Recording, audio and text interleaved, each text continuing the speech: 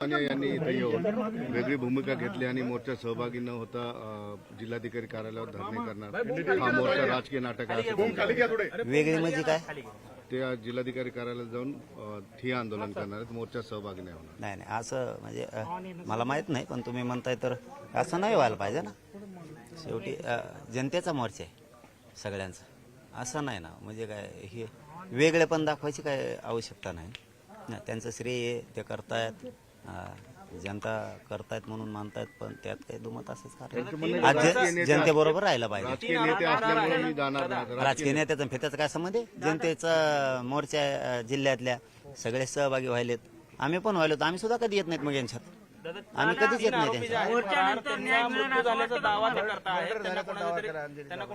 नाही ते काय माहित नाही आपल्याला, झालाय का नाही झालाय सांगतील ना, कोण झालाय नाही झाला. परंतु सगळ्यांनी एकोप्याने राहिलं पाहिजे, एवढं माझं मत आहे. अंजली दमाने यांचं म्हणणं असं आहे की ते 3 आरोपी सरकारच्या हाती लागले तर मोठमोठे नेते एक्सपोज होतील, त्यांची नावं समोर येतील, म्हणून त्यांचा मर्डर करण्यात आलेलं ते कधीच भेटणार नाहीत असं त्यांना अननोन फोननी माहिती दिली. नाही आपल्याला नाही माहिती, जे माहित नाही त्याच्यात बोलत नाही आपण, जे माहित नाही त्यात बोलत नाही आपण. फक्त एकच सांगतो की जनतेचा मोर्चा आहे, सगळ्यांनी एकोप्याने राहायला पाहिजे. वेगळ्या वेगळ्यात मग तो त्याच्या गैरअर्थ निघतील.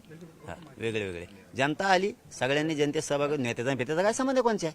मग आम्ही तर कवाच नेत्यात जात नाहीत, कधीच जात नाहीत आम्ही. वेगळं वेगळं करून मग त्याचे अर्थ खूप निघतील मग, आणि त्या समजदार आहेत तेवढ्या. मोर्चानंतर खरंच न्याय मिळेल अशी अपेक्षा